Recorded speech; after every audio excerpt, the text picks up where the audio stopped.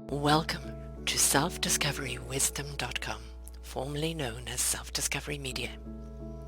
On these podcasts, you're going to hear people who speak from the heart.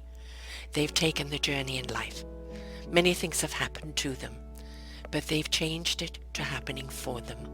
And in their strength, their courage, they've discovered their abilities and their wisdom, and they are now sharing it here with you. Do enjoy each show. We bring it to you with love and knowing that it's going to help you on your journey of life. Good morning, good afternoon, and good evening. Welcome back to another edition for the love of music right here on selfdiscoverywisdom.com. I'm your host, Sarah Troy, and my guest today is Kevin Flournoy. We're going to be talking all about his music today, the passion for it, the love of it, the 30 years in the business, everything that he's had to go through, an unstoppable behind-scenes force of music nature since 1994, breakthrough as a producer with Sweet Sensual Love and Big Mountains follow-up to their smash Baby I Love Your Way, and the keyboardist Reggae Sunsplash tour, Kevin Flournoy, has a dizzyingly prolific all-star resume in jazz, pop, R&B realms over the last 30 decades. God, 3 decades, not 30. We're not that old. No.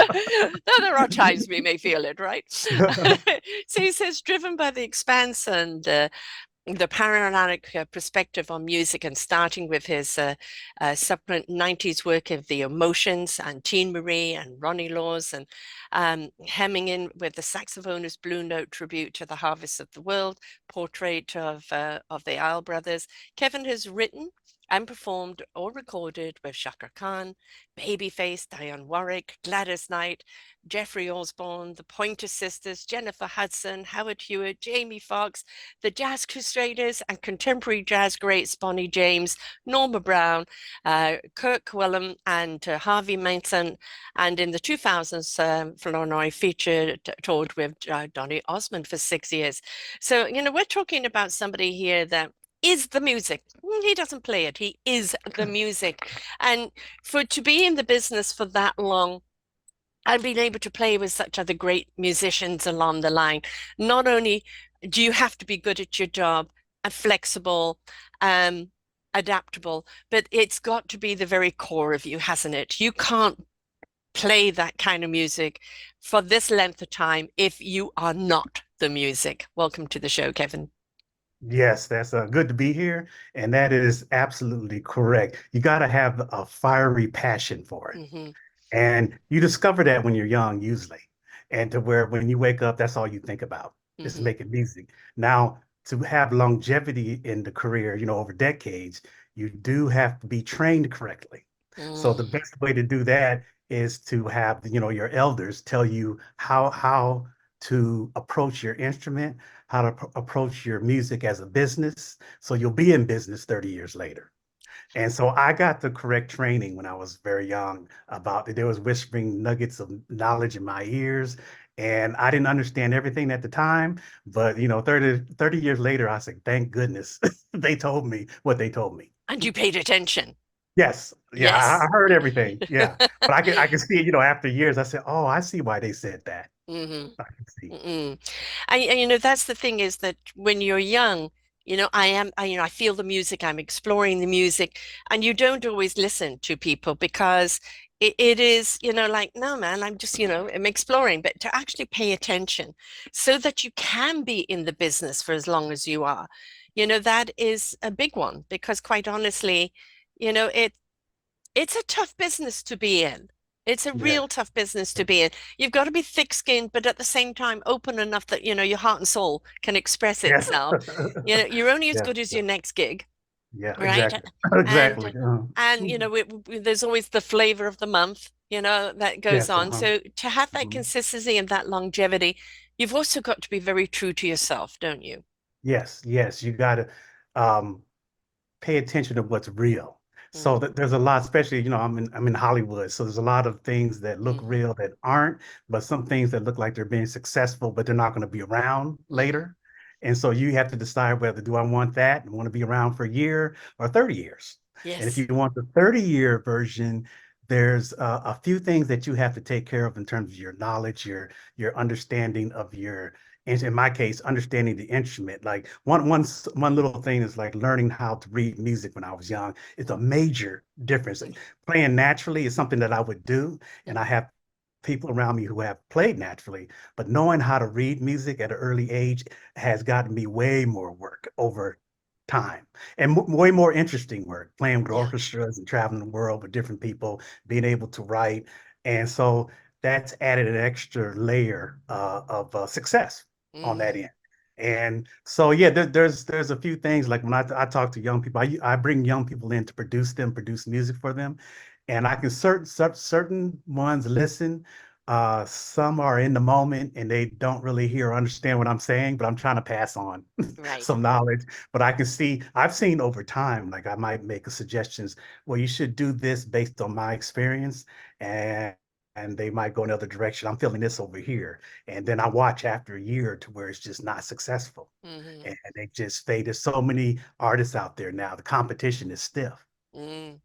And social Yeah. media, Oh, yeah. it's rough. So it it's even more imperative that you take some time out to kind of listen to those who have been through it. Yes. And a lot of the young people, yeah, yeah, but I've got TikTok and I've got Yeah. YouTube and I've got all that. Yeah, that's all wonderful. That's a form of marketing. But Mm-mm. there is a certain amount of integrity, consistency. You're Yeah. building your roots. You're right. You want to build Uh-huh. those roots deep. You want your tree trunk strong. And so your branches can be flexible and blow in any gale, right? But Yes. you've got to build those roots. And if you are constantly kind of just living in the high or the frittering from one to the other, where's the Yes. root building? Because without those roots, you're just going to get blown off the scene. Yeah, I was watching some special where Sting was making a statement, and he said a lot of the young people skip steps. Hmm. And when you skip steps, it'll become an issue later on. And when you said about the roots, when I first moved to Los Angeles to get into the business more seriously, it took 5 years of planting seeds. I call it Hmm. planting seeds. Yes. And then I started seeing it grow to where I can make the certain type of money, take care of myself, but it took years. Yeah. And Yeah. then, but once it started happening, the phone is ringing like constantly. Yes. But it's from planting the seeds over years. So there's never, once it started, there was never any time off. There's never where the phone's not ringing. Right. But if you But don't it's a nice do, problem to have, but you've got to, yeah, yeah, yeah, yeah. But you've got to do all that work in order to have that problem, yeah. right? So I got to the point where I said, yeah, on the weekends, people will call and say, can you do this on Friday and Saturday, perform? And I got to the point where, I have choices. I can do one of five different things. And so I can negotiate better. But in the planting seed version, for 5 years, you just kind of go for it. And when I talk to successful people, they always say there's a number of years that they just did everything. Hmm. You're Yeah. just doing it. You're not being picky or you're not paying me enough. No, you're getting experience. But then there's a time that where that comes, you're past that point, Hmm. and now people are looking for you. But a lot of people skip over that point where they're planting those seeds and paying what we call paying dues. Exactly.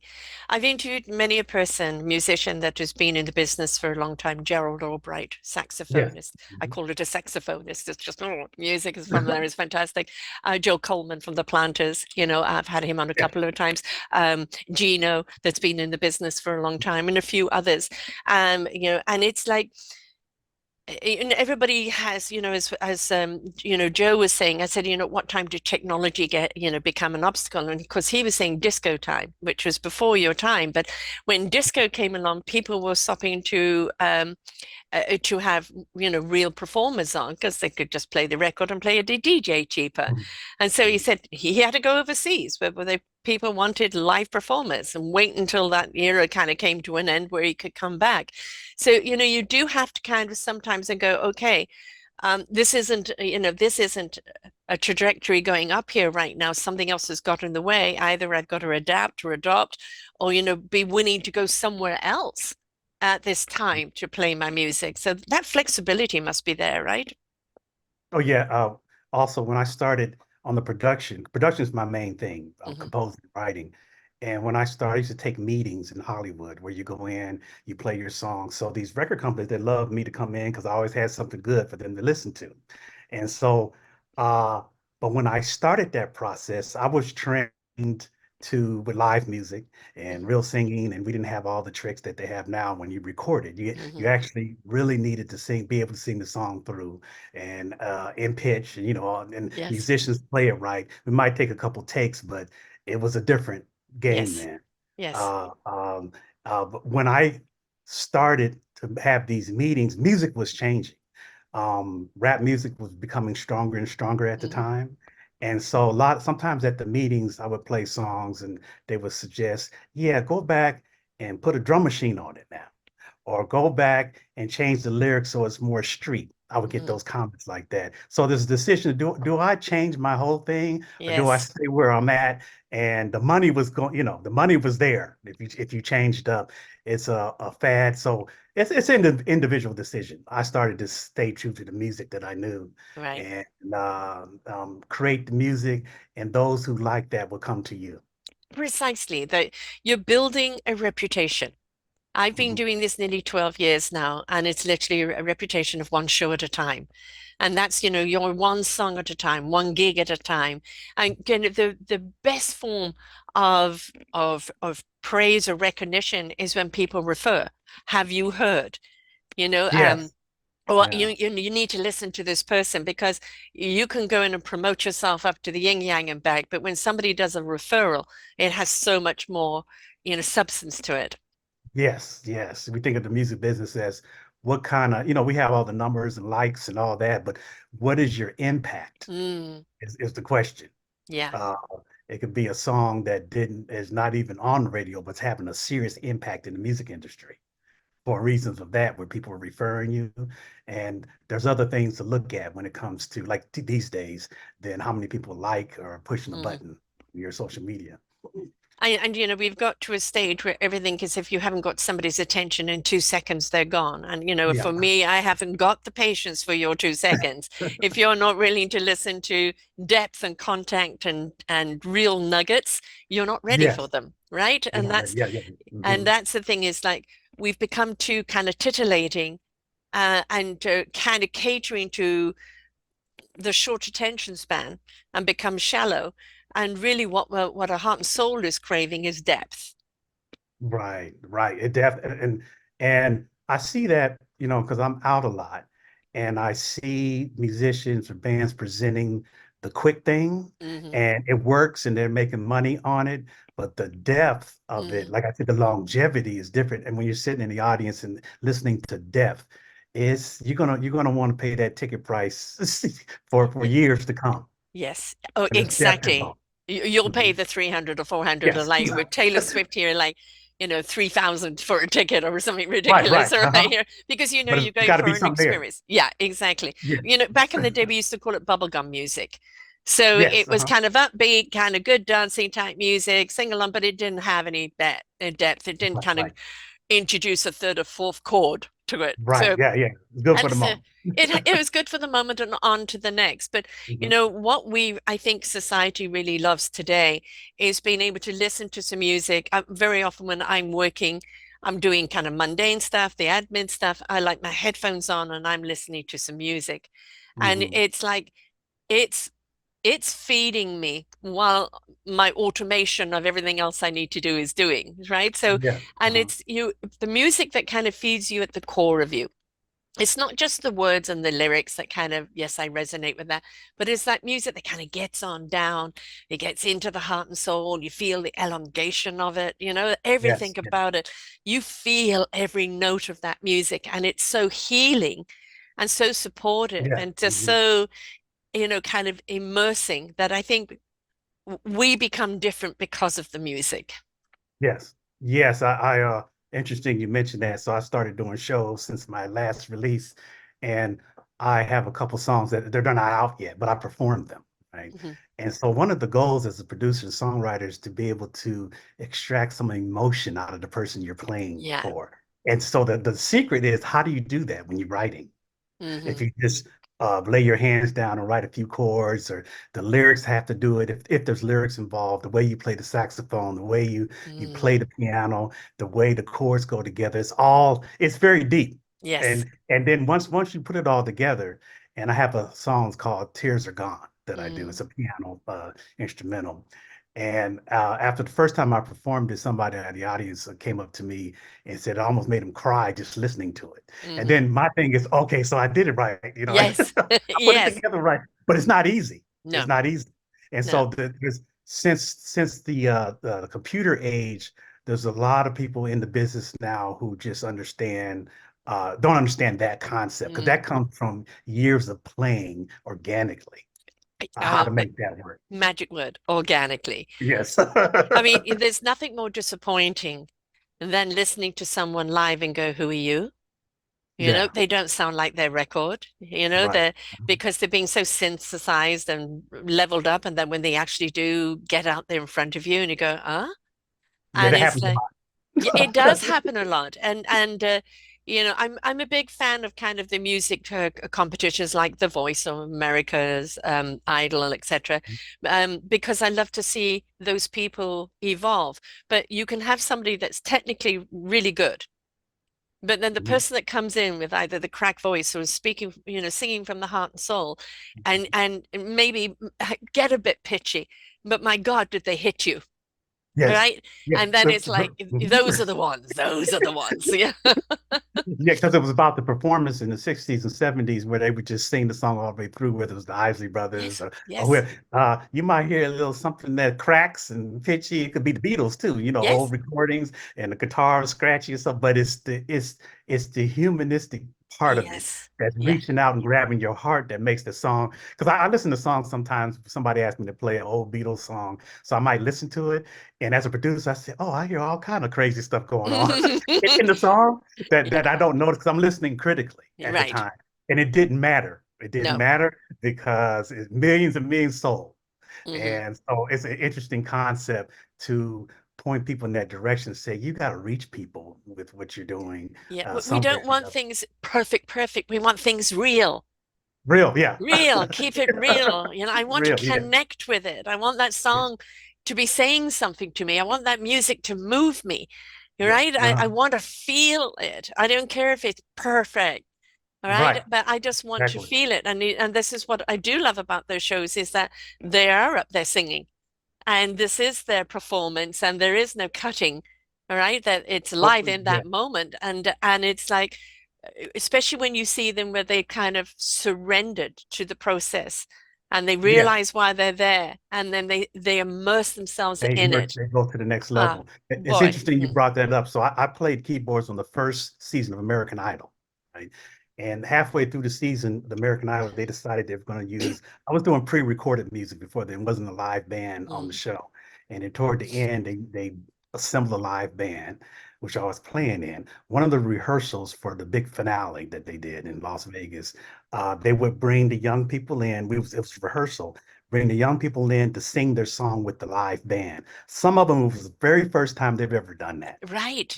which is Yes. interesting because we come from a background where we're in the garage and we're playing Mm, hmm. every day live, but not that generation. And Right. so some would come in and they were quite a few were very scared Hmm. before they even started playing, and then they would get confused. It was a process. Hmm. And I remember watching it at the time and was wondering what's wrong, what's going on. Why we do this all the time, right? No, they don't do this all the No, time. Never no, done it. no. It was an interesting thing to watch on the first season. Right. That it was Was new. I know Gerald Albright was 6 seasons on that. Was he on the same season as you? No, I was on the season where Kelly Clarkson won. Right. She I was the mean, what winner. a voice. I mean, And so and so no, it was kind of just there was calls. I got a call from the bass player. It was a kind of mhm. just musicians. It wasn't Right. a deal then. It wasn't Yeah. about the music. It became a more of a big production with who was in the band later on. Yes. And then they had Gerald Albright and the rest of them. But Right. I was there where we just, I got the call. Okay, I'll do the show, whatever. It Exactly. ended up being a major thing. Yeah. Yes. But to Yes. watch that process and I like the fact that like American Idol, they were singing, it wasn't just pop songs they were singing, Mm. they were actually singing real songs on there. Yes. And so it was probably beneficial for them to have that experience as a young person to get in front of a band and actually do that. And Yeah. I like that part of it. I think, whether they won or how far they got. I mean, what a fantastic tutorial. right? Yes. Of immersing themselves in the experience, even in the process of, coming up singing a cappella, or, thrown on the stage and competing with other people in a group. All of that was, you may be good, but if you don't have the resilience and the tenacity, you're not going to make it. Right. Right. And you see good people fall by the wayside because of all the other stuff. The singing is a certain percentage of it. There's all the other stuff that you've got to Hmm. navigate well as well. And if you don't, it can chew you up. Yes, there's a lot of other stuff. It's like, Yes. and yeah, there's a lot, especially in my case where you're a band director Mm, and musical director, and you have your own music, and you have to assemble live mm, musicians. I have a show called the K-Flow Show where it involves 15, 20 people. yeah. So I'm at the helm of that. And at the beginning, when you first started, you don't have necessarily have the team yet. And Mm, so you're developing the team. So you're wearing a lot of hats. yes. And every individual has issue. Hmm.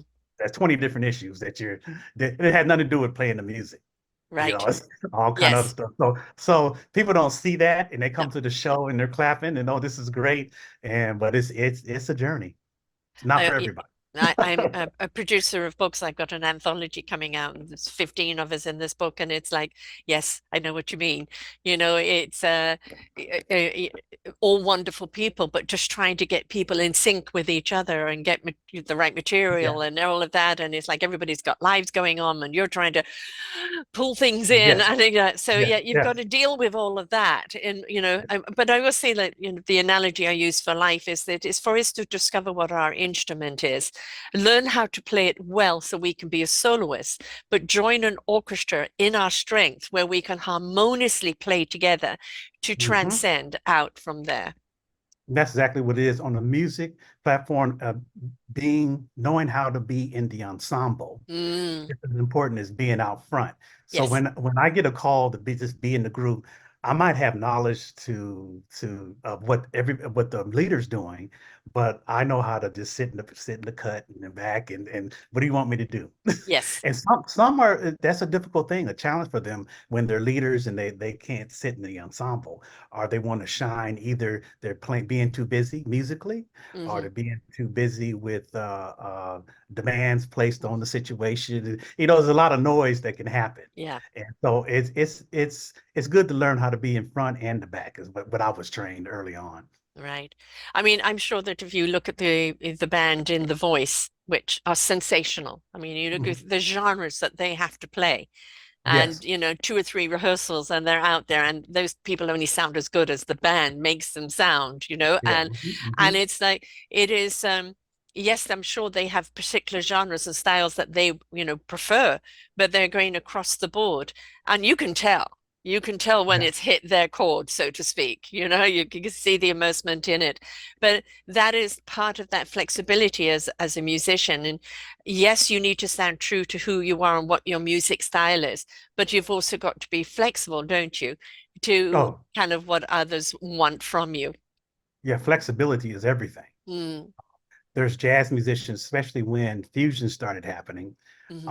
Fusion, and then now like a smooth music, and Hmm. so jazz musicians is very adept at running up and down their instruments and playing all kind of scales, and which is great because that's how we learn. Yeah. But a lot of the music that's commercial out there in jazz doesn't require all that Hmm. on stage or on the record. Right. And so this is a different time. So when I work with some artists, they'll say, "Yeah, we want to hire you because you're going to play the music that I have here, as opposed to showcasing yourself and how well you play jazz Mm, inappropriately on the gig." And right. it's a major thing. And I was told that when I was young to how to let the music, especially playing behind a vocalist. Mm, Uh, it's about time and space, yes. about what Not you're playing, outshining. not outshine or running over them. Right. Don't run Yes. over them while Yes. they're playing. And a lot of that happens and you lose the job. Yeah, because you've lost, the performer has lost their voice, and Yes. it completely shatters everybody in the concentration of what they're listening to. So yes, and the thing about jazz, I mean, blues jazz is my favorite. It's that. Okay. I Yeah. Uh-huh. absolutely love it, but I love it because of its freedom. Because it is something that I think as a blues player or a jazz player it is very much about being in tune with who they are and letting the chords take them where they need to go, or Yeah, yeah. exaggerating certain chords. And of course, that really appeals to me because I'm very much an inflow person. Um, but I can understand that you can't be that organic if you are supporting someone else, unless they're in tune, you're so in tune with each other that, Mhm. they start doing something and you can match them. But you've Right. really got to have a good synergy for that, don't you? Yeah, yeah, that would happen over time. And I can tell you when you get a gig like 2022, I toured mostly with Shaka Khan that year Hmm. on the road. And we got a week's worth of rehearsal. When you come into rehearsal, you need to play those songs like she used to hearing them, Yeah, not like you want them to be heard. right. It's not about Okay. you. You know, then it's a problem. Yes. It's a problem then. So you And you've got to basically come with your energy if it's Shaka. yeah, yeah. Even though you have ideas about how to, you can, and the trick is you can add a little extra flair on there, but you got to be careful about what you do. It takes time to figure out how to go outside and add some energy to the music without Hmm. adding too much to the music. Right. It takes time to figure that out. I play with a lot of artists, so I figured it out. I have a method.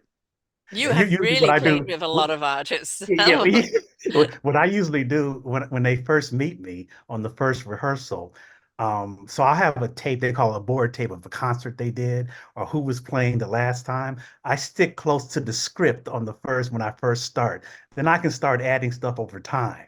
So when I on the first rehearsals when they sing, they're singing on top of something that they're used to hearing, Hmm. not a whole new take on the song, Right. something that you so then they feel comfortable with it. And then I got the gig. Now over time I can start adding stuff to it. Yes. And if I go too far, it'll be okay. They say, okay, you went too far on that one. But yeah.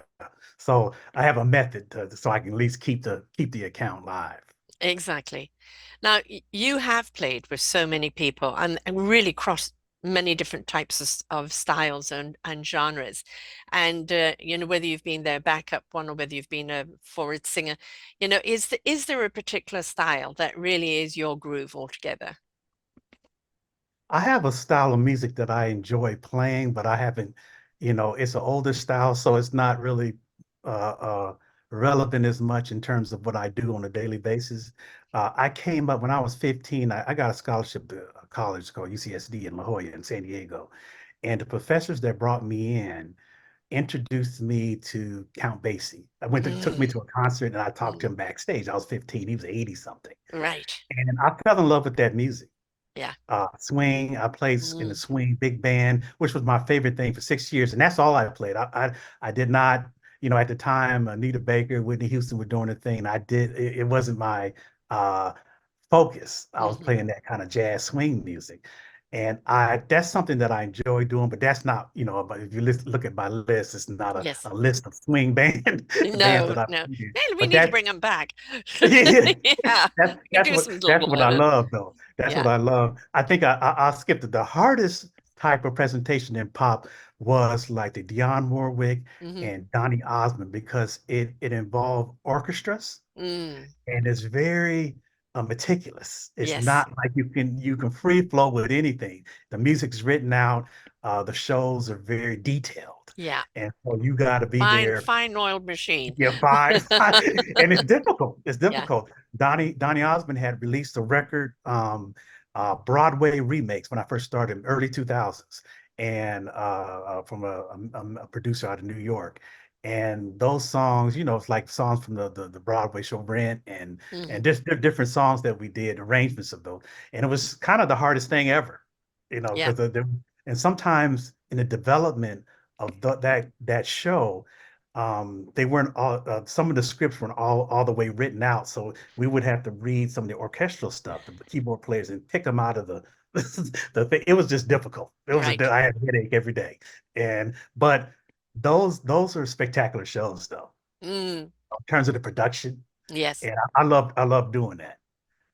Did you see the Elvis Presley movie, the recent one a couple of years ago? Oh, when that came out, I was doing something, and I have not seen it yet. Oh Yeah, my I God, you've got to it's on my see it. list. I know they tell. Yeah, I've No, no, heard no. everything. You got to see it. And there is one scene there where, Elvis is just, getting his musicians together with him, and he would just kind of hum a few beats and then ask them to do something. And then the other one, nothing written down, nothing given to them, just him like, doing his thing. And then now I want you to do this and you do that and you do this. And you can see how all those beautiful pieces are coming together. They're all in his head. All right. Yeah. But he's bringing it all out one by one. And then everybody's kind of like connecting. And it's a Yeah. beautiful scene. It's a really good movie. So definitely do yourself a Oh favor yeah. and see that Yeah. because, Mhm. I wasn't a huge Elvis fan. And I was from England. I was into Cliff Richard when I was little, and Okay. obviously the Beatles and things because I was in England, right? So, um, but I do definitely respect his journey. It was a tough journey, but also, I mean, the entire kind of opening scene of the influence of his music, which was kind Mhm. of the black church music of, Mhm. of guttural music, Mhm. Yes. rhythmic music that just took you over. And that I connect to in a very, very big way. Oh, And that was his good. influence through his life. And Yeah. so what would you, I mean, obviously Count Basie was that influence, that swing music for you. That is kind of, if you had a choice right now, put out whatever you want, all the backing, what would it be that your heart and soul wants? Not your capability, but what your heart and soul wants to do.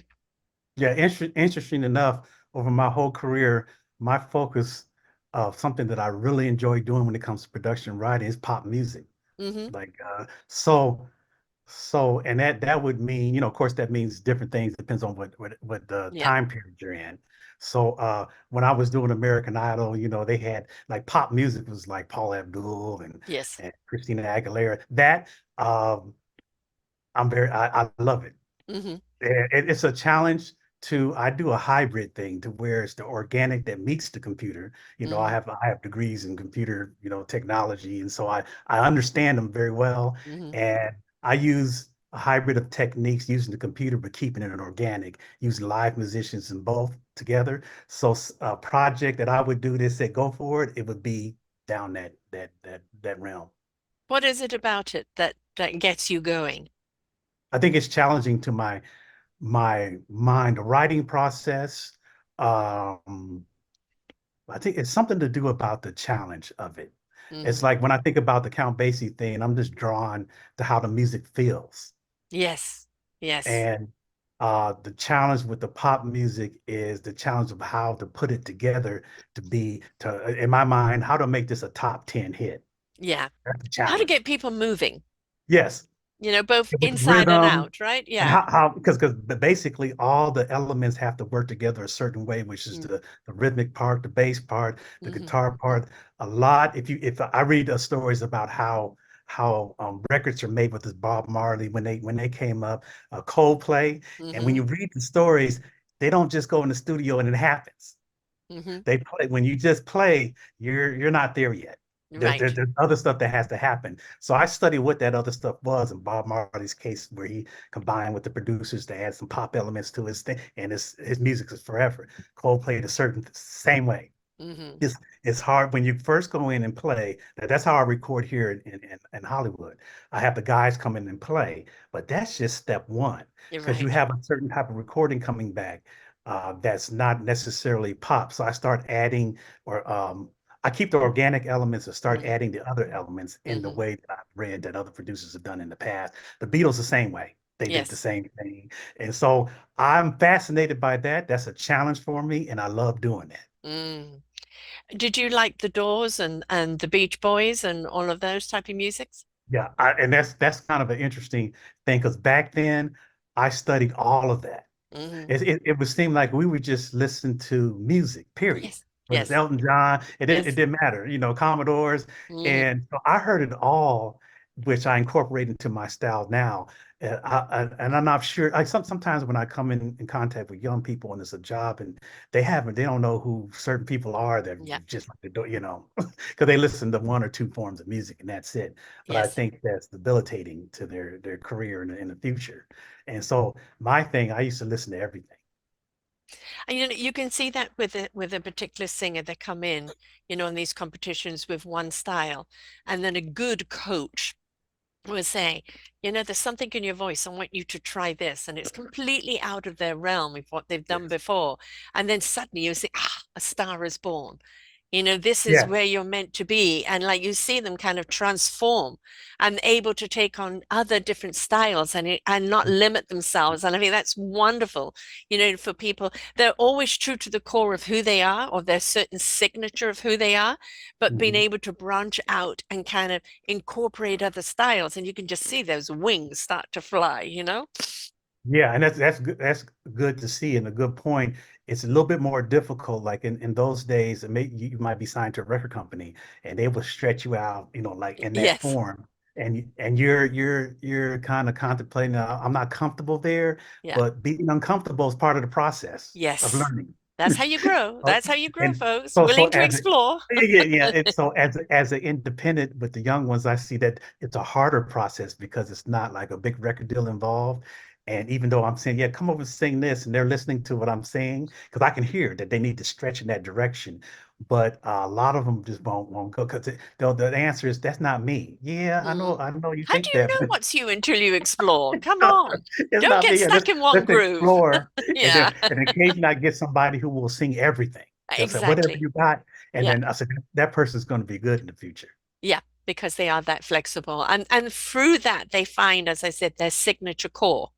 And it Yes. doesn't matter then what they sing or what genre, the core of who they are is always there. Yeah. Like you Jennifer Hudson, I'm sure, Yeah. what was it like playing with her? Yeah. So that was, I tell people, so I played it was a special party on the Sony lot in Culver City out here. And we did about 6 songs. So I'm on the piano and the keyboards. Jennifer's called to entertain. Hmm. And so she brought her background singers, and then I was with the band. And I said one of the most interesting thing is that they put the monitors up to me so I can hear her voice when I'm Hmm. playing, right? And so I'm listening to her sing, and I was thinking, dang, she did a song called Hallelujah. Hmm. She did that one and a couple other ones, and just how clean and perfect it was incredible. Because Mm. you don't necessarily hear that these days. Now I've Yes. heard it because I work with Gladys Knight, Oh, I and love her. She's one of you my hear those kind favorites. of vocals where her Yeah. too, her where it's just perfect, coming out of uh and Jennifer's younger, right? And it was just kind of an amazing thing to hear that because it's inspirational to what I'm playing. And the back and forth was like incredible. And so Yes. I love that experience. But I had played with a lot of the iconic vocals, even like with Shaka Khan Mm. when I'm playing and you put the vocals in the monitors during the show, and it's like, wow, this is incredible. And I had some of my friends say that about who played with Michael Jackson, to Yeah. where they're on stage and they playing bass behind them, and their minds like, this is like incredible while they're playing. Yeah, exactly. It's just You like become the fan while you're playing yeah, with it's them. it's a moment. It's a Yeah. moment. I mean, Gladys is from my era and I mean, just Midnight Train to Georgia, Memories, all of that. She's always been one of my favorites. But again, because for me she's got that undercurrent, that that just that, ugh, that's Yeah, something that's and there. it's But and they mhm, I was gonna say with Gladys and too, with Gladys, because I did the show in Gladys when she first did well, she did a show at the Flamingo Hotel in Las Vegas. mhm, And so there was a few weeks of getting that show together. And so there was a place, I think it was one of her homes, and we were kind of set up in the living room rehearsing. And she would come downstairs and kind of sit next to me and sing at half voice, like just not all the way out. yeah. And she'd be in a little, the one just sitting down singing, and the half voice is like incredible. Yeah. She's not even trying. No, no. Yeah, I yeah. mean, I've watched many of the biographies. Of course, Jennifer Hudson played Aretha Franklin, and there is Bessie, done by Queen Latifah, and oh gosh, ah, I can see the name right there. It's going to come to me in a moment. And so guttural. I mean, these are the people that kind of grew up in the 30s and the 40s, and Andrea Day played her, and I just can't remember the artist's Oh, name. yeah, yeah, I know. Yeah, when it comes to you, shout it Yeah. out. But I mean, she played. I mean, it was a guttural movie, played very, very raw, and Andrea Day did a most incredible job of it. But you Mm, look at what each one of them had to go through as a woman and as a woman of color, mm, and the abuse that they went through. But it was no matter what, the music was always true and always always never left them. It was always their forefront that carried them through and everything. And there's that kind of dedication to music is always something that I admire so much, because it's when we find out what our core purposes in life and we step into that purpose, being able to continue that purpose no matter what, in whichever way it takes us, but still be purposeful, I think is one of the greatest gifts we can give ourselves. And so to be a musician or a performer where you can still keep playing that purpose of your music and Mhm. see it kind of grow and pulsate out in so many different arenas with so many different people. I mean, you've got quite a catalogue of people there that you've played with, a catalogue of people that you are producing. That satisfaction of knowing where your purpose has taken you, because you didn't dictate it's going that way. You allowed the experience of it. And so, what has that meant to you along the way? Yeah, so I'm currently experiencing the part where I'm putting stuff out under my name as a soloist. Hmm. And so I'm seeing the reaction, and I'm able to actually read the reaction. You put stuff Yes. on YouTube, and a Yes. thousand people respond and tell you exactly What how they you're think. moving. And Yes. this, and I've studied that. I'm studying what they're saying. And I was like, oh, they're speaking, and they're speaking to, like, it moves me. I listen to it every morning Mm, because it makes me feel a certain way. right. And I think, I've studied how to do that since I've been young, but to see that it actually works Yes. is an amazing thing for me right now. So I'm smiling a lot these days So about just that. like, you've got a background singer that suddenly comes to the forefront, right? Mhm. And they're the ones that are holding the mic now, so to speak. This is your time of all the experience Yeah. that you've had, all that you've accomplished. It's now your time to step up there and take all the expertise and all the experiences that you have, and and put it into your truth and share it out there. Yes, exactly what I'm doing, the process. And when I tell people about, I've just released a few songs, but I have a whole lot of songs already recorded, but the process of putting them out is strategic, Yes. how you put things out. So I'll probably have a full record out, this quarter.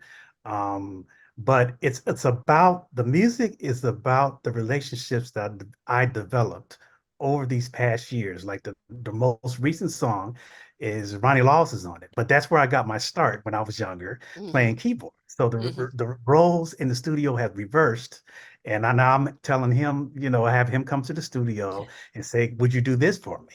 And Mm, that's a relationship I have, I'm having with most of the artists I play with. Phil Perry's the same way, to where I used to play keyboards for him back when I was mm. younger. A And nice so, circle.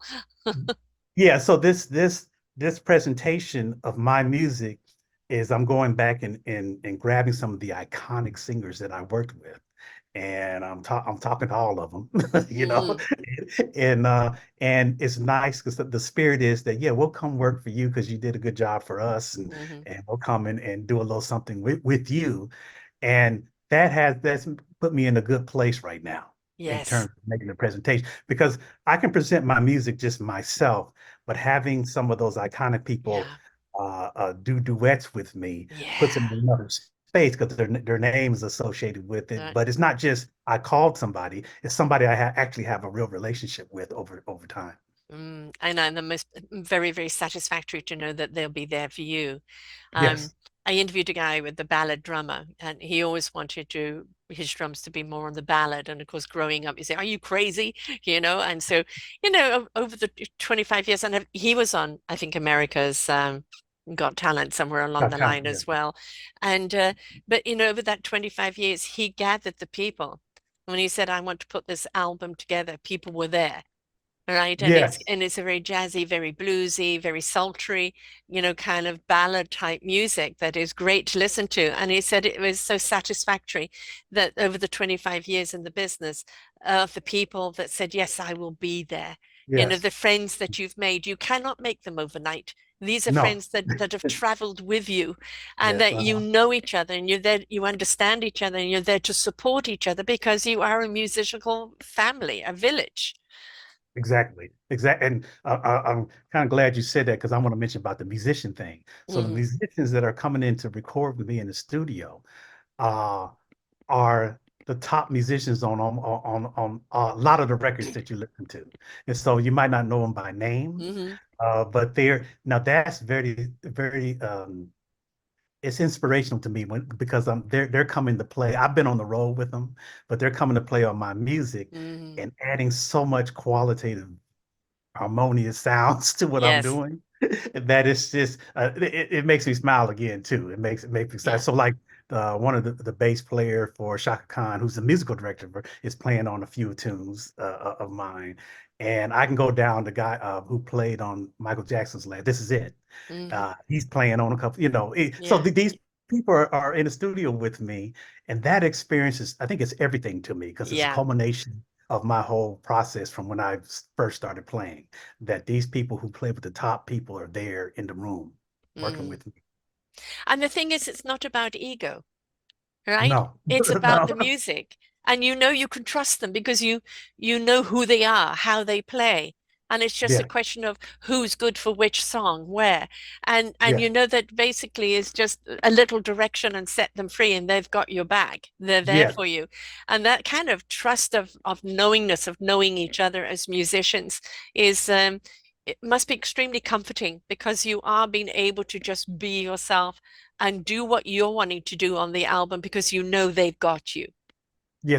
They're bringing their expertise from Yeah, their experience, but they receive direction. Like I say, it's only a small amount of direction I have to. Let's go yeah, this way, and then we start playing, yeah, and things start happening because they're experienced at doing what we're doing, and right. they've worked with all the top artists, and that's a major thing that sometimes I can't express that to people what's happening in the Uh, studio. It's not that I called a bunch of people. You might see the picture of a bunch of people, a mm. lot more going on behind what you see, and you see 30 in a years of accumulation. yes, and Exactly. it take years to accumulate, like you said, those Yes, relationships, yes, years. yes. I've And had but you know, yeah, I've mm, had situations where I produce a session and I'll have 7 or 8 musicians in, and maybe the artist who doesn't really understand what's going on in the room will call those same people and say, "Well, that session was amazing," mm, and of course I'm not involved in it because I was producing it, and call those same people, go back into the same studio, and the magic's not there, and wonder what happened right. Yeah. because there's more, there's relationships, and being in production is a being a producer is a special thing too. Being able to Yes. guide people without stomping on what they do is a Yeah. special gift. Yeah. And so allowing people, you got to make the right call, allow them to be themselves at the studio and just guide a little. And that's an art form too. And Mm. so if you're a singer and you're just going to put people together, go in the studio and think magic's going to happen, a lot of times it's not going to go the way you think it's going to go. You know, every magician has had many failures before they have a success, and Yes. that's the same with musicians as well. It's like in anything that you do, there's going to be a lot of, falls and trip overs before you kind of get it right. But, when you got a bunch of people and not only got it right, but they're in harmony with each other because Yes. they've learned the lessons along the way and they know how to apply now, and that's Yeah. really great. And I don't, it doesn't always work with what I'm doing. And I have experience. Hmm. So you can imagine if you don't have any experience, how hard of a challenge that's going to be. But sometimes I have an idea and we'll start it off and I'll have to switch it out because it's not exactly what I thought I was going to hear. Right. And these are the best musicians. It's just about creativity. And Yeah. you got to be able to create something else on the spot. Yes. And because of the experience you can, Yes. Yeah. You're right? not stuck. You're You're not not stuck. stuck yet. Okay, that's not working. How about we try da da da da da da and everybody That's okay? what it's, yeah. Because they've got the experience, right? It's Yes. not like what are you talking about? No, no, you've got the experience. They know how to pivot. And that's the Yeah. beauty of it. They're with you and they're there for you. Yes, I love it. Yeah, and Yeah. that's what I've been experienced. I did a lot of recording over the last 2 or 3 years, and is a lot of sessions in some of the top studios on Sunset. There's Westlake, Sunset Recording, East West, all where they make all the major hits at, Mm, and we're having those experiences there. And wonderful. sometimes certain engineers, because we got to a point where music of the bands weren't playing all at the same time in the same room anymore Mm. much. And so I would always do that. And so some of the engineers would like to request to come even just to see it go down, the younger ones. See, Yes, oh, yes. he's playing all at the same time. I have Right. 7 people playing in different rooms and Mm. doing and the violin players and the whole bit. And so and I didn't know that was a special thing because that's how I grew up, you know. Right, exactly. But at the time period, the last few years, it is a special thing to be able to do that. I'm glad I have that particular skill and that I know the people who specialize in that kind of recording, and Mm, so that's a joy for me. I love yeah, doing it. yeah. And there's something about that synergy, isn't it? Like with the whole band there, everybody together. It's an experience that you're all sharing, not just compartmentalizing, and then you hear it when it gets put together, but it's an experience that you're going through in real time. Yes, and the real time thing is something that you can't. It's not Mm, going to happen programming. right. That the human element is gone. And part of the thing that is hard to uh, um, present to people to understand is that when we're playing, say there's four of us playing in the studio, we're communicating through our instruments. There's a language going on. Yes. Certain things will happen all at the same time with everybody, and nobody said a word. Right. And we decided to do something that because of our experience, and we're You, doing it's not written on the sheet. right. And we laugh about it later and say, yeah, Yes. everybody went to the same place. Yes. Nobody said a word. It's a Yeah. language. Yes. And isn't it great because everybody trusts each other that one can do that without the others going, hey, it's not on the page, but instead, oh, where are you going? How can I Yeah. follow? Right. And it's more of an Yes. excitement and a Yeah. creative excitement going on because you can trust each other with each other's creativity. And that's, you're allowing everybody else to quote have their voice as well. Yes. Yes. Yes. Exactly. Even on the vocal, like I have, Ronnie Laws in this last tune, the first single, "Tell Me If You Still Care," is Phil Perry singing. That experience of watching him in the studio, they record, they learned how to record, like sing a whole song down from the beginning to Mm. the end. Hmm. And then maybe like in Ronnie's case, the first time you play the solos through, you're like, okay, we're done. It's 10 minutes into the session. We're kind of done, right? Because he's recorded so many records. And then we kind of laugh and he says, that's it. I said, well, let's just do another one just because, Yes, just for fun. yeah, just because, you can't be done in 10 minutes. Right, exactly. We got to put a Unheard little of. work into it. Yeah, and it's Yeah. and it's just amazing. And like Phil Perry would come up. There's a vocal harmony thing that he came up with in the at the end of the song, which he said we're going to do this, and he's on a microphone recording, and then he puts it together, and it's just amazing to watch the process, Mm, the creative process of somebody who's recorded, for 4 decades. yes, yes, And yes. coming from that time where you had to be able to sing all the way through, Exactly. Exactly. which And I means you think, had to perform. It's a performance. There's singing and there's a performance. Sometimes I work with some of the guys from that time, and they'll play the instruments like a drummer played all the way through, and I listen back to it and it sounds perfect. And he says, "No, I'm going to do it again. This time I'm gonna perform it." right. Yeah. That's Yeah. another level. Yeah. Oh, yeah. I think this is the reason why we love going to concerts, isn't it? Because at a concert, they have to sing it all the way through. Right? Yes. It is a performance that, they're not just going to compartmentalize it and come back and sing the next bit. It is an experience where you are all on the same frequency at the same time, which is that beautiful energy of elevation because you're all in the groove, because it's Right. happening in that real time. And this is why, concert players, any of the big performers can charge the money because it is for some people once in a lifetime experience that they will Yes. never forget, that they will always refer to. And I think, it's like, Joe Coleman was saying that when disco came in and nobody played the bands anymore, they had just played records and DJ, that there was an art lost and a connection lost. And disco Mhm. was great. I'm from the disco era. I used to be a DJ, so yeah, all great. But Mhm. the reason why it petered out was because people were hungry for the live performers. They were hungry to be in the presence of. Yes. And there is nothing to replace that. Nothing at all. No, there isn't. They tried. I have programs on my computer, and you hit this button, and it's called Humanize. They try. The computer's going to humanize it for you, and How about because having a that's human in there? so first you program it, then you humanize it, and that's a big thing now. To Mm, make it sound natural. So, and I have another producer friend in LA said. The young people are kind of discovering like real strings, and mm, like it's amazing to them when they put it on their music. Wow, yes. that was standard back in the day, Yeah. but real strings, real organic instruments. Mm, It's amazing, yeah. and people want to feel that. It speaks to the soul differently. It than does. approach. It does. It does. It totally, yeah, it's a different frequency. But Yeah. for the young people that are coming up right now, who are you watching? Who do you think is going to be that next big one? Um, I watch different ones. I was recently I'm kind of fascinated with young people who kind of are focused on um, perpetuating some of the older music, like October London is one Hmm. who came with the Marvin Gaye, and I was kind of fascinated by listening how he was presenting that. And Hmm. speaking of that kind of singing, somebody like I've watched over years, like Bruno Mars, right? Yes. Because I used to tell people, so sometimes young people would say, "Yeah, I need to have this beat." And I need to use this drum machine.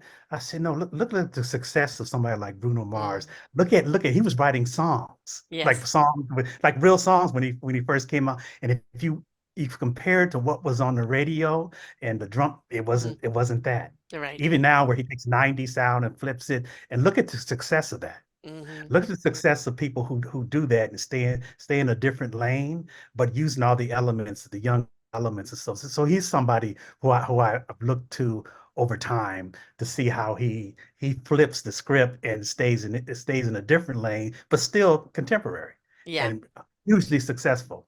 And I listen to music like I listen to Taylor Swift because Hmm. I'm listening to what are they doing? And Yes.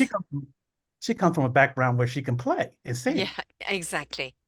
And it's like, Exactly. hello, I can pick up a guitar and do the thing, Mm. sing it and write it Exactly. and stuff. This is the foundation of Yeah. everything you're seeing. So if the power goes off and the lights go off, she can still hit it. And Yes. no matter what you think about that music, that's a big thing these days to be able to hit it. And that's the reason why they can charge the big bucks. There was a show, I've forgotten the name of it. But what was really interesting about it, it actually was music writers, performers that wrote the music. They were the mentors, and people would come in and kind of pitch their song, and then Right. a mentor would choose them and then work with them to refine it. And Yes. then, of course, there'd always be a winner each week. But it was so fascinating to be able to see the workings behind it. Oh, you've got a real great hit there. But, taking the people that have been in the business and their expertise, how about we do this? How about change the beat there? How about that? And then Mhm. working with them to refine their song. And then at the Mhm. end of it, like, watching the beginning, the raw part of it to what it became, right? Yes. For this expertise. Unfortunately, that show isn't on anymore. And I wish that it was, Yeah, I because remember it that. was Yeah. just really something that really showed you the workings behind it. And I think for anybody wanting to get into music and want to write their songs and want to produce their songs, it was invaluable to watch the processes and the way that some people have been in the business. You're missing something, or how about higher octane, or this or that, and it just immediately transformed everything. So and we need more of that type of thing out there, because there's a lot of people that are on TikTok or on YouTube or whatever, and they're playing to some synthesized music in the background, and it may sound great in the next sensation, but as you said, when they get out there and they have to start working with real musicians, get into the studio, start doing all the other stuff, then it can Mhm. become very, very intimidating for them, right? Yes, interesting that you were focused on what that process was with the songwriting thing. Mm, And sometimes I tell people that process can be very tedious and challenging to make something from zero to heroes. And yes. I mentioned Bruno Mars, so I appreciate Mm, the clip he has out where he's trying to come up with the drum machine part, the drum part, him and his producer to one of his hit songs he has out, and he shows it. I love those clips like that. mm, And he said, I spent hours and hours and hours. And it sounds like a simple beat, right? yes. When you hear it, but hours and hours getting the right sound, the right groove, the right feel. And I appreciate that kind of thing because I tell people sometimes when I select as a keyboardist and I have a song and I'm going to select which piano sound or which keyboard sound, I might audition 500 to 600 of them Yeah, before I exactly. find the right one that fits for that particular song. Now, if you're into the quick music, Mm, you can get lucky or fortunate and just put whatever you want in there and deal with the quantity and be putting out a lot of yeah. songs. But you never have that experience where you're really taking time to make sure all the pieces fit in. I can hear it whether it's the tracks for Bruno or I can hear that they took the time to make sure Mm, that stuff fit together. And that's not, I don't see a lot of that online, but mm. it's the reality of how much time you have to spend to have a major hit or to just to do well. It's song, even with songwriting, the lyric part, every uh, part of the process has to be focused. You have to focus on that and spend a lot of time on it. Yeah. And I hear people bragging, oh, I can write 10 songs in one day. And I'm like, yeah, yeah, that's nice. Yeah, I can do that too. Yeah, yeah, the But quality, you know, let's always understand quality is always over quantity, right? And yes. you know, as you said, you know, the musicians of the past, they would write a song, they'll get into the studio, they'll play around with the music and what needs to be added, and you know, they've worked that number before they produce that number. Just like anybody in the theater business, they go and play at different theaters before getting out onto Broadway because they're ironing out the different details or things that need to be changed. And for a musician to get up there on the stage and then produce, present rather their performance, there's already been a hell of a lot of rewriting, read this and read that in order to get it right. You know, like Ed It's, Sheeran. I mean, he's a consummate writer and he makes it look so easy, but you know, what about the workings behind it all?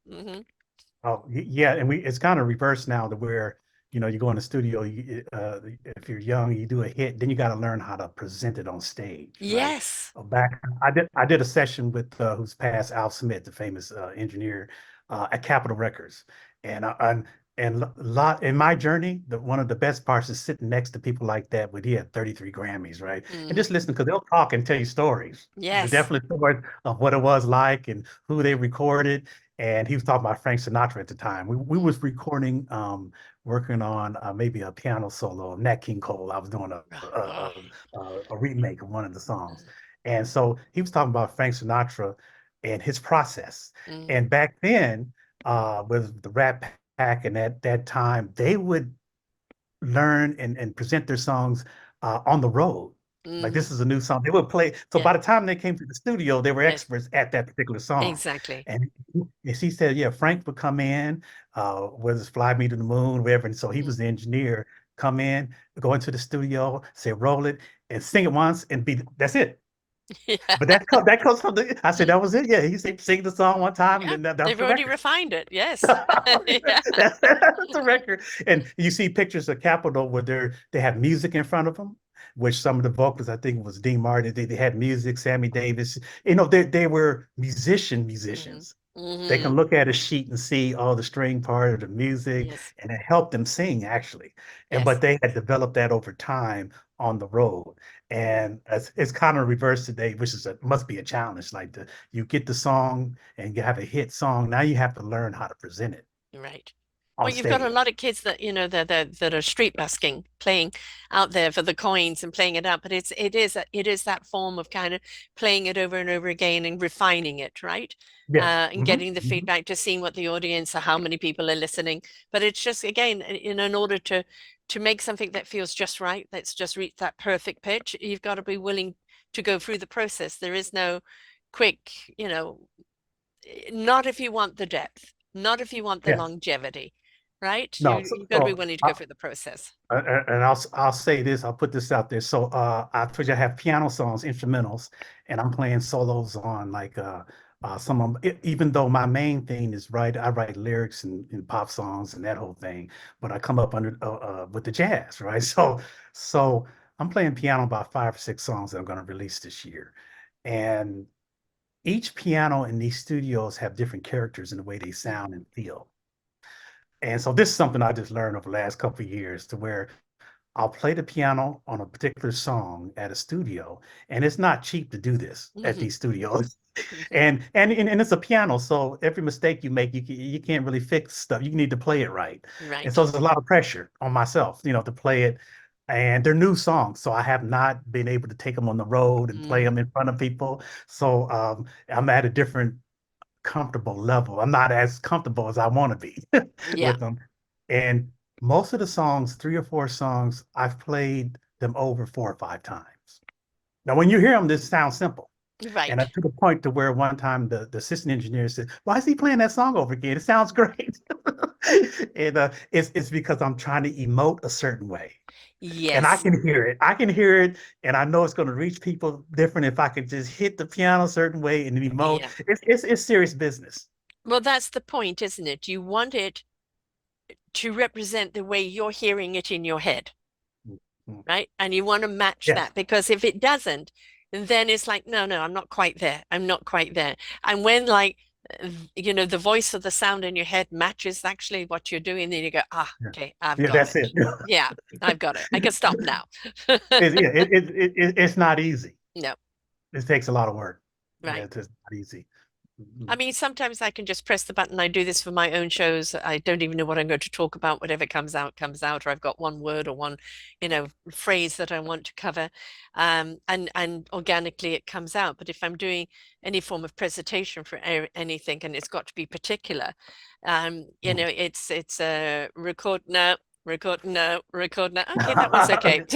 And and you've got to Yeah, be willing to exactly. do that. It's patience, persistence, resilience, and gut feeling of when it's right. Yeah, when it's right, yeah. And I can hear it. I got good ears. I can hear it when it's laying there right. And even though other people say that's fine, I say, yeah, yeah, you're right, it's good. But I have another level that I'm trying to Yes. present. Yeah. It And needs a little that it's been icing a on process. top. Yeah. So it's good. Like I said, it's good when I do present it and somebody out of the audience hears that. Oh, they're not, but they're saying that I can hear you put time in. They don't know how much time I put in it, Right. but you fine tuned that. Yeah, Yes. it took a while. Yes. It took a while. Well, because it's again there's that in syncness, isn't it? The syncness between how you hear it in your head, the instruments put together, and how they need to come up a bit or back a bit or be fully here or less there. And even if the way you're singing it, no, I need to go that way with it. And it's like synchronizing everything into the Mhm. right tune, so that yeah, now this is harmonious. It all works together. Yeah, exactly. And I also tell people, since we're on a computer now, we can edit Yes. differently than old school. And so I can edit if it's even if it's an iconic singer, I can get maybe I'll take a verse from this place and this other chorus had the magic on it, and this verse had and put them together, and it's like incredible strength to be able to present that like that to where I can take somebody who like even with Ronnie, even though he played the solo perfect the first time, but had he had wanted to take a couple takes, I can take half of this and half of that. Yeah. They didn't do it in the past. It's still all organic, but it's Uh-huh. it's incredible how strong things become, the song Right. becomes, because you have Exactly. that power. But I mean, again, as a producer, you've got to know how all that machinery works, Mhm. right?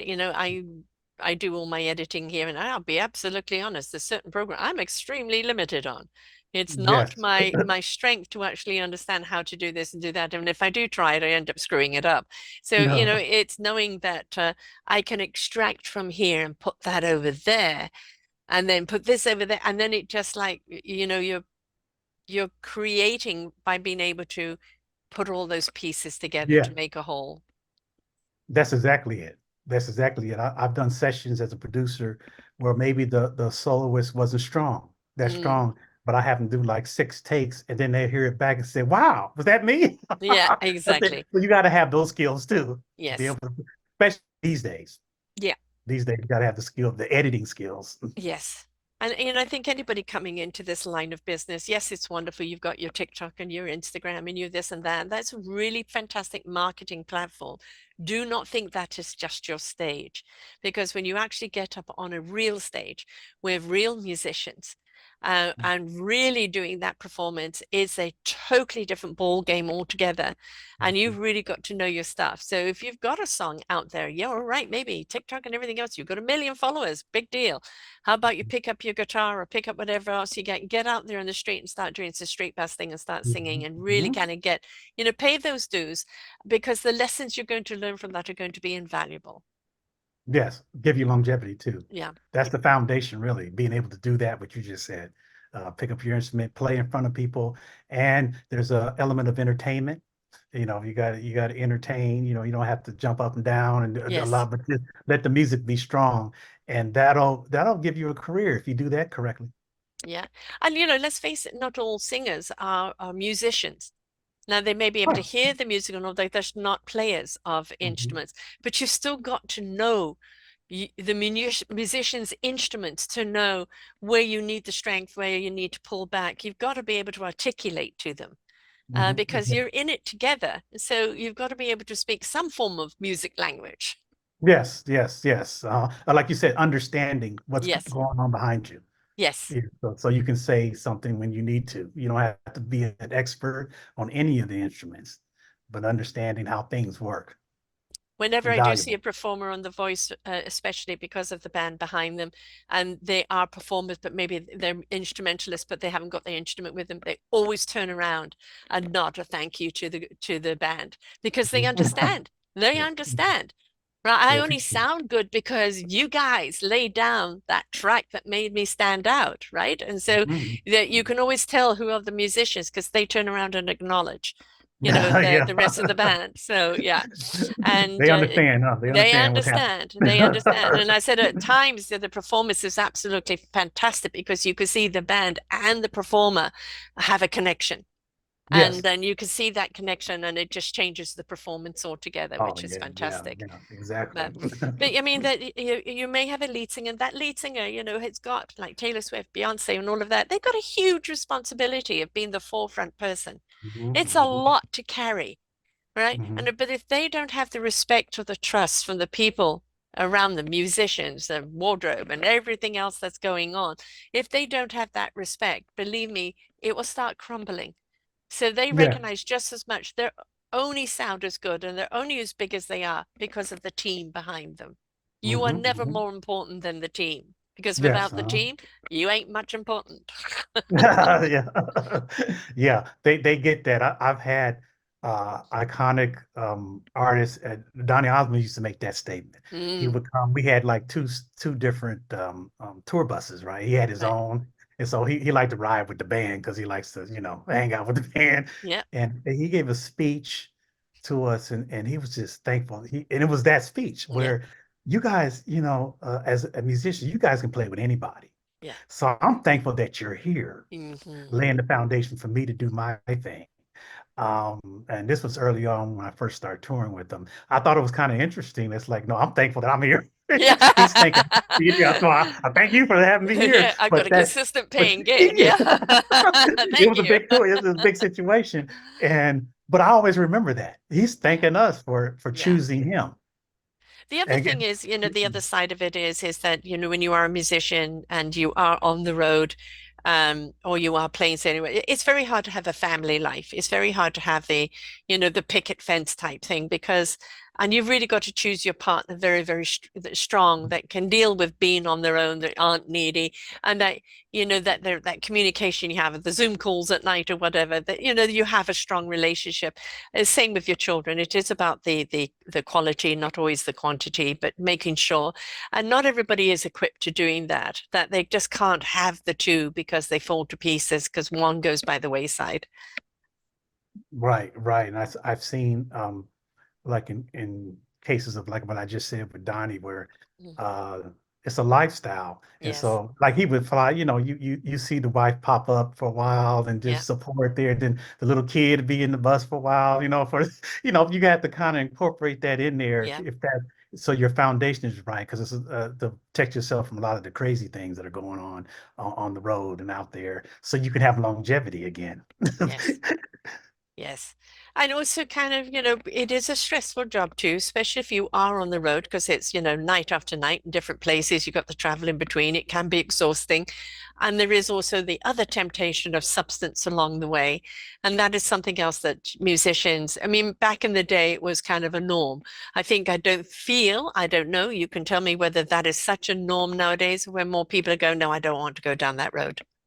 No, I tell people and they're surprised. So, like you said, it was a norm. When I Mm. hear the stories, like I still tour with the Pointer Sisters, Mm. and a lot of them have stories of what was going on in the 80s, right? In the Yes. 80s, the 90s, and it's kind of shocking. They'll Yeah. tell you what was happening Yeah. in the studios, on the road, on the planes, and Yes. everything.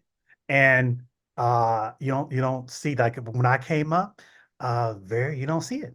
Mm. It's not that. It's not that. Right. Somebody might be doing something, but it's not like on the road, for instance, like the group with Shaka or something, you just don't see. It's not that anymore. You're right. Yeah, I think it was kind of, especially kind of like 70s, 80s, early 90s, kind of Yes. you know, it was the norm thing to do, and especially back in the late 60s, 70s, it was that time, right? You know, where Yes. drugs are really big. Uh, And of course, you know, some of the greatest music we got was through LSD, you know, yeah, because yeah, it really set people free. But again, at the same time, it killed them. So, you know, yeah. it's how, you know, and it's very easy, I would imagine, for de-stressing, you know, and picking up a drink or picking up something else. And it's like you really do need to know how to manage yourself. That you come off the stage, you've had a great high, it's been a wonderful position. Now you're packing up on the bus to go to the next one, or even like coming back the next night. How do you decompress? And you want to Mhm. maintain that kind of high, but that doesn't mean going to a substance and getting a different high. Yeah, I as an observer of super famous people on stage when I'm watching them, uh, I watch their schedules and I'm like, I get tired just looking at what they're doing. Yes. And they're older. They're Yes. older. I'm like, whether it's Dionne Warwick, I'm looking at what they have to do when they come to town with the radio, the promotions, the stress, the money, and buying before we go out, and how much money they spend on getting the set together. Yeah. And just I'm just hearing it and watching it, getting the steps together, the music, dealing with the band and their whole teams, and things going left and right, especially in the 60s and 70s, where like when I talk to the Pointer Sisters, they're dealing with racial elements Oh, and yeah. when they're traveling. And so I understand why they would reach out for some substance. Yes. People, I Yeah. understand what was going on there. Yeah. And just to try to get through, which is bad, like because as you get older, you know, that can affect you in a bad way if you don't really flip that back to something more healthy and natural. Exactly. You got to have a different form of a Yeah, longevity. healthy And, and you know, we natural, look but at, you know, Rod Stewart and the Rolling Stones, you know, like they're still out there doing performances, right? And amazing. it's, Huh? and they've got still got a great following and still, you know, still got it together. And yeah, they definitely went down the substance route back then, but they learned at some point, hey, you know, we're not going to be around tomorrow. They saw friends, you know, in the industry fall by the Yes. wayside, and it, you Hmm. know, became that wake up call. But I think the other thing too is that obviously there's the making, the living, but it's also allowing yourself downtime. You know, making sure you do manage your finances so that when you do are in between gigs, this is your time of your downtime and about you or your family, and making sure you do manage yourself and that Hmm. kind of time along the way. It's just as important, isn't it? Yes, it's important. I call it a balance. Yeah. And so the last 5 years I focus on that, and that's dietary too. Yes, So it there's a is. balance because when you're on the road, it can get interesting what you eat. Right. And basically you're grabbing whatever's around you, Yeah. and you can control that better at home. And so, but you these days, since you've got your Uber Eats and all that, you Hmm. can order stuff from grocery stores. That's different. Yes. You're not stuck as it used to be. Right. And then as far as my environment, I have to have a calm environment which I can create in. So Yeah. there can't be chaos and confusion and Yeah. with family members. It can't be anywhere like that. Hmm. So I have to help create, distance myself sometimes from things so I can have peace and quiet because none of this music would come out of chaos for No. me. Too much static going on, Ecstatic, right? uh-huh. Yeah. And so it takes a while. And sometimes on the tour, some of the other band members are there over time, they would say, yeah, Kevin's always disappearing, right? Yes. And I used to disappear a lot because I was working on this, what people see now Yeah. over the I remember being in Rome, 1976. Yes, I'm that old. And a friend took me to this club, and it was kind of almost like a knock on the door. Joe sent me, right? And went into this Mhm, place, mhm, and it was beginning to fill up. And I said, "What's going on here?" And he said, "Just wait, just wait." And then one by one, it was late at night, one by one, various musicians from various gigs would come in, and they would pick up an instrument in this big circle and just start playing, and nobody was mm, playing anything in particular, right? mhm, And then others would come in and pick up, and then they'll kind of tune in with each other, and they would just jam together. And it was just absolutely a most beautiful experience to watch because they're just literally playing, tuned into each other, creating something in the moment that will never be repeated. nice. It was Yeah. their way to decompress, you know, not play what was expected of them out there, now just playing for the love of playing, but being, picking up off each other and just coming together. And it was just so incredible.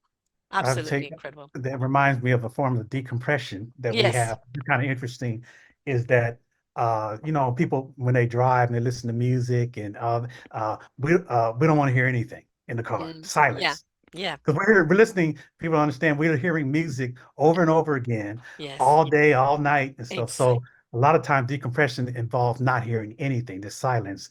I had a experience on the road. I think I was playing with Jeffrey Osborne, singer, Jeffrey Osborne, and the band got into the van. We're going back to the hotel, and the driver put on the radio, and then somebody in the van, one of us said, "Can you turn that music off?" And the funny thing, he said, "We hate music," you know. we all kind of laugh. We all hate music, and so he turned it off, right? And it says we don't want to hear, and we just got off stage, right? Right. We just Exactly. playing music 24/7, and I find I do that a lot. I make trips from Los Angeles to San Diego quite often, and just I won't listen to anything. And then if I do listen to it, it's something that I've done, so I'm reviewing it. Exactly.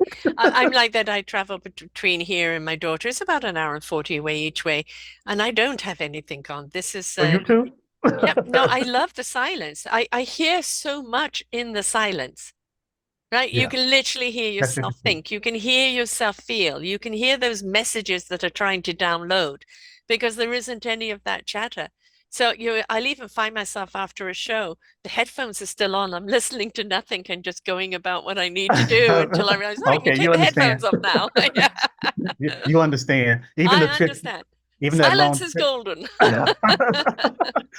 even that long trip from I guess it's a 10-hour journey, New York to Yeah, overseas.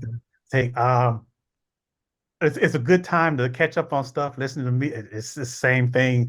I scared sometimes I'll turn on something, but it'll be my own stuff so I can hear where I'm at with yeah, the production of it. But very most of the time it's just silence. I have those noise reductions. yes. It's silence. I'm just kind of sitting there. And it's the best thing ever. Yes, yes. It really is a time that you're giving yourself, your psyche, your soul, your spirit, your heart. It's a time for it to kind of calm down, be present. And then from that, like there's so many things that kind of come to the mind. That Mhm. isn't just chatter and chaos around you. It's that kind of comfort. And wherever you do arrive, yes, your body's been driving for X amount of time, but you're calm, right? And Yes. that's the beauty of it. You're calm, you're collected, you're present for whatever is coming next. Yes, yes. Oh, yeah. Now I understand better what I'm doing. 'Cause I look around me, everybody's watching movies and listening to stuff, and I'm just sitting there Yeah. and like and enjoying it. Yes. Yes. Yes. Yes. Silence is golden. That this, especially if you're in a business where it is noise, you do Yes, need that to switch off completely and to be in that silence because otherwise it gets too static. It gets too much overload. You need to let yourself come back to center, and that comes yes. back through the That silence. Yeah. helps. Yeah, that helps. I do this thing too in travel, because I think I'm on my fourth or fifth passport book at this point. And so when I go into a country where it's Scotland or wherever, one of the first things I do is I drop my bags off at the hotel and I go for the walk. Yeah. And I'm walking in a different culture, which is very interesting. Right? Mm-hmm. Japan, Tokyo, this, and just walking. Of course, I stick out wherever I'm at, Scotland. so, so I'm watching people if they're watching, but that walk for a few minutes at the Mm, beginning is very decompressing before I get into whatever I'm there for. And usually with the artists that have been around, they don't do like the young people tour and they got a date every day. They yeah. moving and they're grooving. Not the other. They'll have a date, and then maybe 2 days later, 3 days later, we'll do another date somewhere. So like we're in Australia or somewhere, we have like a couple days before we Yes. have to play again. So they're more walking and it's more decompression. I'm in a different country, so I'm And more not getting exploring. phone calls. Yes, Yes. I'm just Yeah. walking around and just that's been a fun thing to do. Yeah. And kind of even walking around, there's different beats of life going on in different places. And that beat of life there will always find its way back into the music somehow. Oh yes, definitely, definitely, yes. And you won't be able to hear it if you weren't present with it. Yeah, that's right. I got to get out in it. Yeah. Yeah. Mhm. Yeah. So your album is going to be coming out when? So you're talking about the full length one? Because I'm Yeah, working on singles now. I just right. released a single before the end of the year. I got one more that might within a couple of weeks might pop up again. Hmm. And then it's be the assembly of the full length record. And I project this quarter before this quarter is over. So before the end of March, it'll be a whole full length record. So talk about the numbers that you have right now. Numbers I have. Of course, a year ago I released "Tell Me If You Still Care," which features Phil Perry and Shannon Pearson's on it, and it's been doing extremely well. I did a full video on it. I had a director, and it was a whole thing we did, and it's been doing very well on YouTube. It's getting ready to hit 3 million views, Mm. And like I said, what I enjoy is the comments Yes, yes, where people are saying how it's yeah. affecting them. And so there was that. In my interest, eventually, after I do this record, I'll go back into my love, which is more pop oriented. So I have a pop slash R&B tune that I released at the beginning of the year. You're All I Need. Mm. And it just won. There's an organization called the World Entertainment Awards. So it's nominated for Best R&B. Oh, great. And I'm getting ready, and they asked me to perform at the show, and it's all during the Grammy season that Ah, week. And so great. it'd be the whole red carpet, and then I perform it, and the whole bit. Nice. That particular song got nominated, Wonderful. and and so that's the second one. Then the one I just released, the thing with Ronnie Laws called Hmm. "Smooth It Over," and so that's new. So that just got out there, And what's that but that's called? something. Smooth It Over is the name of Smooth that it tune, that over. single. Yeah, Smooth It Over. When you do instrumental tunes, you got to come up with all kind of titles. And so that was one, and the one that I'm working on now that's getting ready to come out is called "Put It There," and it's just me on piano. It's a groove tune, groove jazz, smooth Mm, music. nice. And then after that, I'm going to assemble, the rest of the songs. So probably a quarter of the songs that I got out is going to be vocalists. The vocalist that sang on "Tell Me If You Still Care," Shannon Pearson, the female vocalist. Remade a song "At Last," Hmm. but it has kind of an R&B and some reggae elements to it. So it's going to be interesting. But Mm, so I'm going to release that on the full length record. That's coming up. So that's going to be exciting. We've been performing that live for a while. And she nice. used to sing background. She was with Natalie Cole. So that Hmm. was her gig for years. And when you hear her voice, you understand because it's very Natalie Cole synced Mm, yes. sonically. So she Yes. has that special quality. So I'm looking forward to releasing that. And then I'm trying to get Jeffrey Osborne to sing one with me. Actually, I might see him tomorrow. Hmm. And so these are songs that I've written. They're kind of Hmm. like pop R&B. And then I'm gonna assemble them all this quarter and put it out there to see what people think. Which song are we going to close out with today? Yes. So I did mention that Smooth It Over, which is the jazz thing, but the big one, I think are we playing Tell Me If You Still Care is the big release with Phil Perry, featuring Phil Perry and Shannon Pearson. Tell Me If You Still Care. Okay. Now, what is your site's name and how do people get hold of you and how do they follow you? Yeah, so website is just my name, Can you kevinflournoy.com. spell that for the people that are just listening, please, love? Kevin Flournoy is Kevin, and then Flournoy, kevinflournoy.com. And then, a lot of information's on there about my other sites, which is I'm at kevin.flow for Instagram. Hmm. And I have a TikTok. You just pull up my name, it'll pop up. You'll see me everywhere. And then I do a lot of posting still on Facebook because I developed my following there too Hmm. early on. And so that's just my name, Kevin Flournoy, and the number one, where you can find on the Facebook. And just, follow and leave comments. Of course, you're on YouTube as well. YouTube, and yeah, that's under my name also, just Kevin Flournoy. Yeah, Right. and you pull up YouTube and you subscribe to my channel, and you'll get all these videos behind the scenes. Mm. And I have a new behind the scenes video of the making of Tell Me If You Still Care, which is you need to go see that because the process behind the scenes, you would think we were having a major party. He said, "Did you guys shoot a video?" Yeah, that was part of it because between the takes, we were playing songs. People were dancing and singing. We were doing Temptations. We doing all kind of crazy stuff between the songs. Everything from Car Wash to, and we're Yes. dancing, singing, Phil Perry singing, and then they would say, "Okay, now go back to the song." Then we would do the video, and then during between the takes is all kind of shenanigans going on. So it's very interesting. So I just put that up on. Oh, actually, I'm getting ready to put it up on YouTube next week. It's on Facebook, but I'll make an announcement and put that up there. It's Excellent, exciting wonderful. to see. So we're going to close out with your song today, and I invite people to go to your site and to really look at the music, look at the YouTube, look at everything, follow it. If you're a young musician and you really want to get into this trade, you really do need to see his process and listen to him, because it isn't all about a catchy little tune and you just put it out there. There is so much that you need to know, and there's so much that you need to earn in order to get there. And yeah, you may be a big hit wonder and you've broken through, like many of the young artists today that are discovered. But if you haven't got all the skills, and if you don't listen and you don't pay attention to those that have been there before you, you will not be around very long. So please do listen, do learn, do apply, but most certainly find your groove and share it, because we all need the music.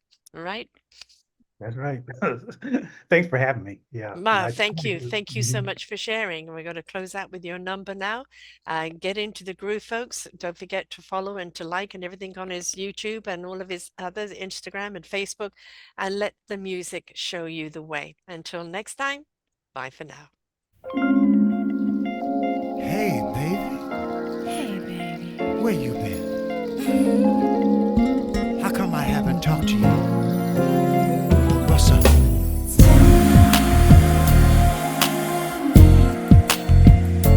If you still care, Do you care? tell me. If you still care,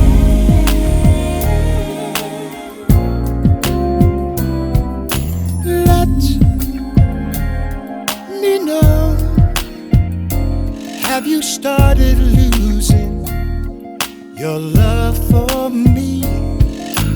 And if so, will you still continue to be on my side? Do you, if you still care do you care? about me, You can tell me, baby. tell me. Oh, tell me If you still care about me. I was so insecure with you. Do you still want me? I let go of the feeling that you were still all mine, baby. tell me. Say it, If baby. you still care, if you still care about me, You don't have to worry, no. tell me. Tell me, darling, If you still care, about me. feel the same way too. Must we both go on being confused and placing blame? My heart knows you're my number one. Do you feel the same way too? Tell me, baby, if you still care, if you still care About me. Oh, Tell me if you still care. about me.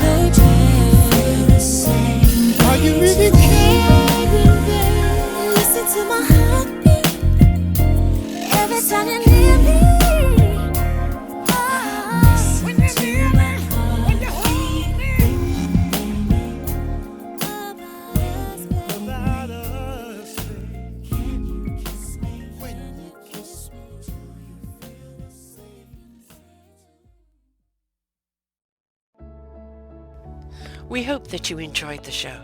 There are so many more for you here on selfdiscoverywisdom.com. Just go to the podcast tag at the top there and you will see all the many genres and all 3,000 shows ready for your listening. We are here to serve you, to help you on your journey of life, and we know that through inspiration it begets invitation. We are supported by you, the listeners, and those that we interview. Anything that you can spare us in donation would be greatly accepted, and we do hope that you enjoy the next show.